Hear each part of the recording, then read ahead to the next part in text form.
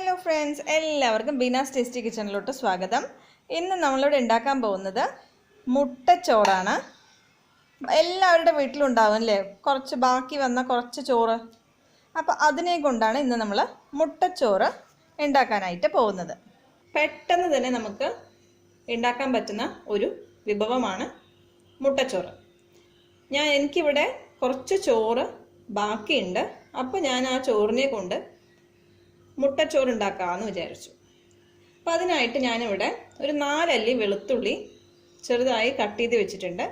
അതുപോലെ ഒരു 1/2 ഇഞ്ച് നീട്ടമുള്ള ഇഞ്ചി അതുകൂടെ ചെറുതായി ഇവിടെ വെച്ചിട്ടുണ്ട് അരിഞ്ഞിട്ട്. പിന്നെ നമ്മളിവിടെ എടുത്തിരിക്കുന്നത് 2 പച്ചമുളക് വട്ടത്തിൽ കീറിയിട്ടുണ്ട്, ഒരു സവാള ചെറുതാക്കി മുറിച്ചിട്ടുണ്ട്, ഒരു തക്കാളി ചെറുതാക്കി മുറിച്ചെടുത്തിട്ടുണ്ട്, 2 മുട്ടയാണ് നമ്മൾ യൂസ് ചെയ്യുന്നത്. അപ്പോൾ നമുക്ക് വീഡിയോയിലോട്ട് പോവാം. ആദ്യം തന്നെ ഞാനിവിടെ ഒരു പാൻ എടുത്തിട്ടുണ്ട്, ഒന്ന് ചൂടായിട്ടുണ്ട്. ഇതിലോട്ട് നമുക്ക് 1 ടേബിൾ സ്പൂൺ ഓയിൽ ഒഴിച്ചു കൊടുക്കാം. അപ്പോൾ ഇതാ ഓയിൽ ഒന്ന് ചൂടായി വന്നിട്ടുണ്ട്. അപ്പോൾ ഇതാ 2 മുട്ടയുണ്ട്, അതൊന്ന് ഇതിലോട്ട് ഒഴിച്ചു കൊടുക്കാം. ഒരു 1/4 ടീസ്പൂൺ ഉപ്പിട്ട് കൊടുക്കുന്നുണ്ട്. ഇപ്പോൾ ബാക്കി എന്നിട്ട് കുറച്ച് മെല്ലെ കഴിഞ്ഞിട്ട് ഇട്ട് കൊടുക്കാം. ഇതൊന്ന് നമുക്കിനി സൈഡിലോട്ടാക്കി വെക്കാം. എന്നതിന് ശേഷം ബാക്കിയുള്ളത് തുടങ്ങാം. അതിനായിട്ട് ഞാനിവിടെ 1 ടേബിൾ സ്പൂൺ കൂടെ ഓയിൽ ഒഴിച്ചു കൊടുക്കുന്നുണ്ട്. ഇതിലോട്ട് നമ്മളിവിടെ എടുത്തു വെച്ചിരിക്കുന്ന ഇഞ്ചി വെളുത്തുള്ളി ഇട്ട് കൊടുക്കാം. അതിനോടൊപ്പം തന്നെ നമുക്ക് സവാള കൂടെ ഇട്ട് കൊടുക്കാം. അപ്പം തന്നെ പച്ചമുളക് വട്ടത്തിലരിഞ്ഞത് 2 എണ്ണം ഇട്ട് കൊടുക്കാം. ഇതെല്ലാം കൊണ്ട് നമുക്കൊന്ന് നന്നായി വഴറ്റി എടുത്ത് കൊണ്ടുവരണം. ഞാനിപ്പോൾ ഇതെല്ലാം ഉണ്ടാക്കുന്നത് ലോ ഫ്ലെയിമിലാണ്. ഇപ്പം ഞാൻ ഫ്ലെയിം ഒന്ന് മാറ്റാൻ പോവാണ്, മീഡിയം ഫ്ലെയിമിലോട്ട് മാറ്റാൻ പോവാണ്. നമുക്ക് ഉള്ളി പെട്ടെന്ന് വതകി വരാൻ വേണ്ടിയിട്ട് ആവശ്യമുള്ള ഉപ്പിട്ട് കൊടുക്കുക. ഞാനൊരു 1/4 ടീസ്പൂണാണ് ഇടുന്നത്. ഇത് പെട്ടെന്ന് ആവുന്നതാണ്, അതുകൊണ്ടാണ് ഞാൻ മുട്ട ഇവിടെ തന്നെ വെച്ചത്, ഒരു സൈഡിലേക്ക് ആക്കിയിട്ട്.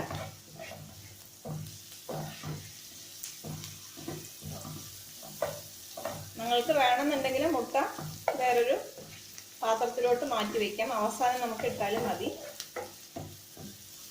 ഇനി ഇതിലോട്ട് നമുക്ക് കുറച്ച് പൊടികളൊക്കെ ഇട്ട് കൊടുക്കാം. ഇതിലോട്ട് ഞാൻ 1 ടീസ്പൂൺ കുരുമുളക് പൊടിച്ചത് ഇട്ട് കൊടുക്കുന്നുണ്ട്, 1 teaspoon garam masala, 1 teaspoon Kashmiri chilli powder. ഇതൊന്ന് നമുക്ക് പച്ചക്കുത്ത് പോകുന്നത് വരെ വഴറ്റി കൊടുത്ത് കൊണ്ടുവരാം.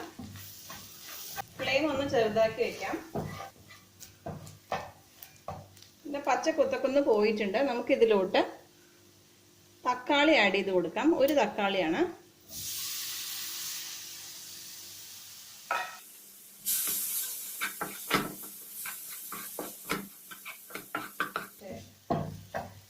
ഇപ്പൊ ഇതാ നമ്മുടെ തക്കാളിയൊക്കെ ഒന്ന് നന്നായി വഴണ്ട് വന്നിട്ടുണ്ട്. ഇനി ഇതിലോട്ട് നമ്മളിവിടെ എടുത്തു വെച്ചിരിക്കുന്ന ചോറ് ഇട്ട് കൊടുക്കാം.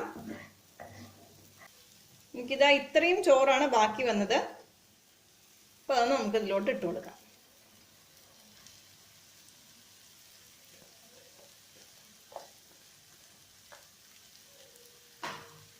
ഇനി ഇതെല്ലാം കൂടെ നമുക്കൊന്ന് മിക്സ് ചെയ്തെടുക്കാം.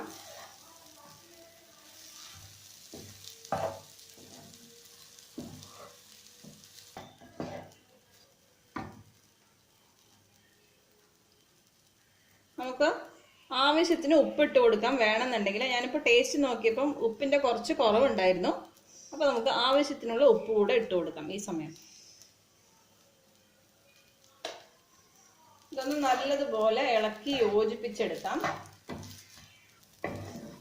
നിങ്ങൾക്ക് ഈ ഒരു റെസിപ്പി ഇഷ്ടപ്പെട്ടാൽ ലൈക്ക് ചെയ്യാനും ഷെയർ ചെയ്യാനും മടിക്കരുത് ഫ്രണ്ട്സുമായിട്ട്.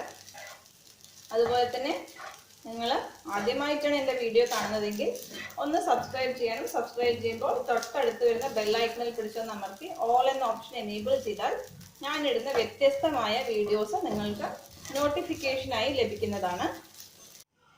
നിങ്ങൾക്ക് എല്ലാവർക്കും ഈ ഒരു റെസിപ്പി ഇഷ്ടപ്പെട്ടു എന്ന് ഞാൻ വിശ്വസിക്കുന്നു. നിങ്ങൾക്ക് ഇഷ്ടപ്പെട്ടാൽ ഒന്ന് ലൈക്ക് ചെയ്യാനും ഷെയർ ചെയ്യാനും മടിക്കരുത്. അതുപോലെ തന്നെ നിങ്ങളുടെ വിലയേറിയ നിർദ്ദേശം കമൻറ്റ് ബോക്സിൽ അറിയിക്കുകയും വേണം. അപ്പോൾ അടുത്ത വീഡിയോയുമായി വരുന്നതുവരെ നന്ദി, നമസ്കാരം.